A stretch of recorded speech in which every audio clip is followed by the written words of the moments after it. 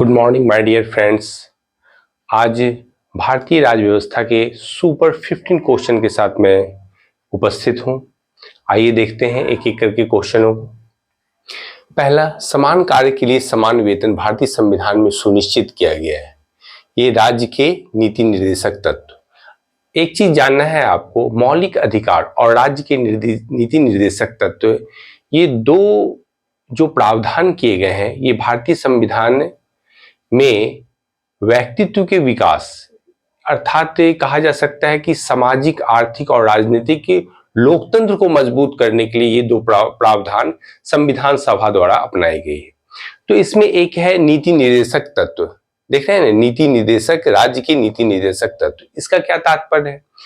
तो भारत में आजादी के उपरांत ही भारतीय संविधान ने हर एक भारतीय को, जो वयस्क थे उस समय 21 साल, बाद में इसे 18 साल कर दिया गया, चुनाव में शामिल होने का अधिकार दे दिया गया। यानी मतदाता के रूप में वे अपने प्रतिनिधियों को चुन सकते हैं। तो राजनीतिक अधिकार की प्राप्ति हो गई।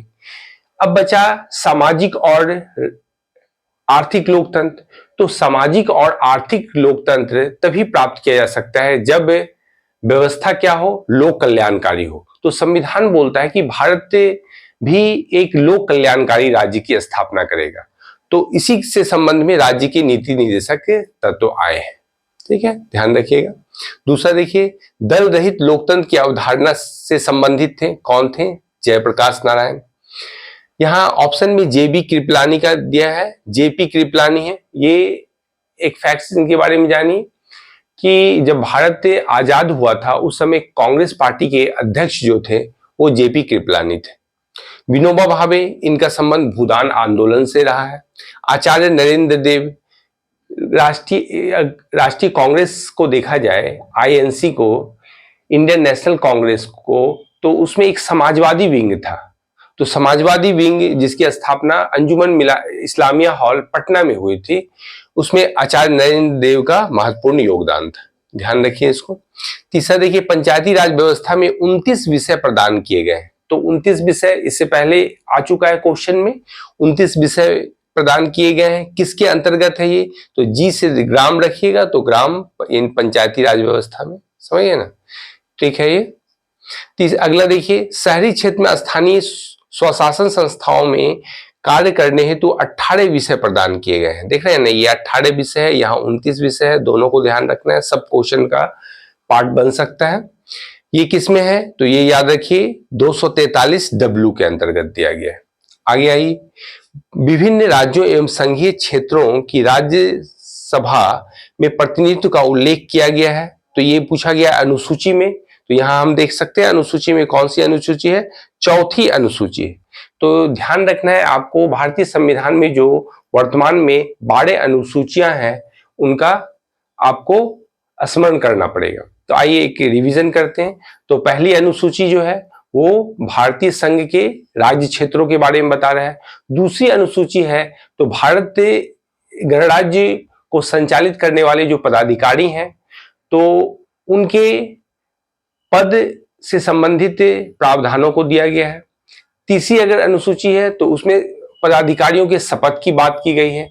चौथी अनुसूची राज्यसभा के क्षेत्रों के प्रतिनिधित्व का उल्लेख किया गया है। पांचवी और छठी अनुसूची है वो SC ST क्षेत्रों के प्रशासन का उल्लेख करता है। तो इसमें दोनों में अंतर जानना है आपको।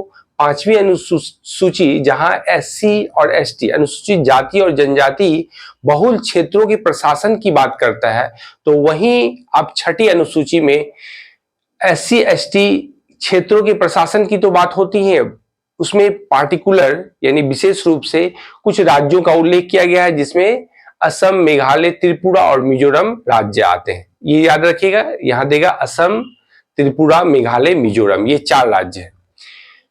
प्रशासन का उल्लेख किया गया है। अब आइए 7वीं अनुसूची में हम देख लें तो उसमें विषयों के बारे में दी गई है कि संघ सूची में कौन से विषय होंगे, राज्य सूची में कौन से विषय होंगे और समवर्ती सूची में कौन से विषय होंगे।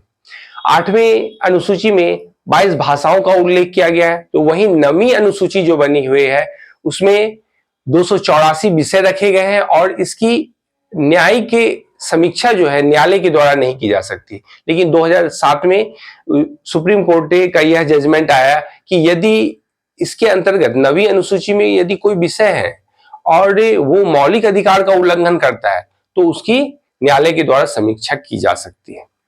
10वीं अनुसूची दल बदल से संबंधित है। 11वीं अनुसूची जो है पंचायती राज आप जानते ही हैं, और 12वीं अनुसूची जो है स्थानीय शहरी क्षेत्रों को बारे में बताता है, यानी ग्राम प्रशासन के बारे में 11वीं अनुसूची, और 12वीं अनुसूची जो है शहरी निकाय के बारे में बताता है, ये नगर पालिका के विषय में। आइए अगले क्वेश्चन को देखें। विभिन्न राज्यों एवं संघीय क्षेत्रों की, ये तो हो गया। छठा, लोकसभा चुनाव के दौरान चुनाव प्रचार कब समाप्त हो जाता है? तो ये आप जानते ही 48 घंटे के पहले समाप्त हो, जब मतदान होना रहेगा उसके 48 घंटे के पहले चुनाव समाप्त हो जाएगी, चुनाव प्रचार समाप्त हो जाएगा। ध्यान रखिए। उच्चतम न्यायालय के पुनरावलोकन, ठीक है, पुनरावलोकन की शक्ति वर्णित है अनुच्छेद 137 के अंतर्गत, और हम जानते हैं कि पुनरावलोकन की जो शक्ति है संविधान में लिया कहां से गया है? यूएसए से लिया गया। राष्ट्रीय पिछड़ा आयोग का उल्लेख है, किसमें उल्लेख है? देखिएगा अनुच्छेद 338 बी में है उसका उल्लेख, ध्यान रखना है आपको। वित्तीय आपात की घोषणा किस प्रकार के बहुमत से होती है?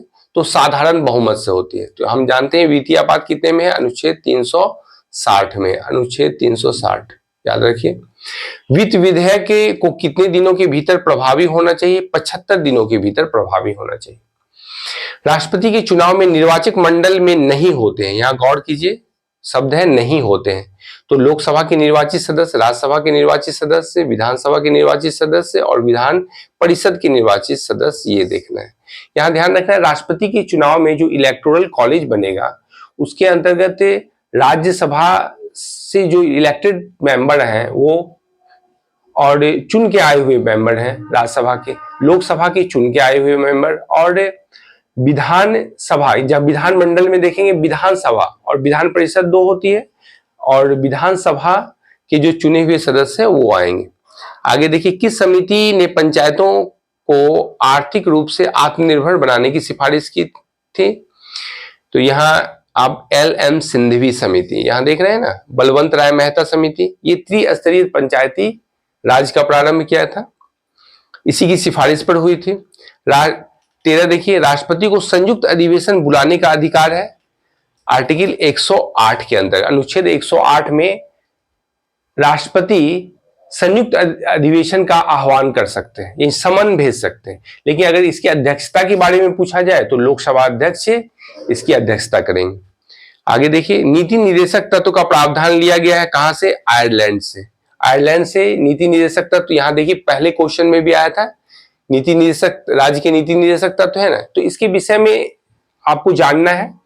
तो ये 1935 के प्रपत्र से, जो प्रपत्र 1935 में प्रस्तुत की गई थी उसके अंतर्गत राज्य के नीति निर्देशक के तत्वों को समाहित किया गया था। तो ये कहां से आया था? तो ये आयरलैंड से ही प्रभावित था।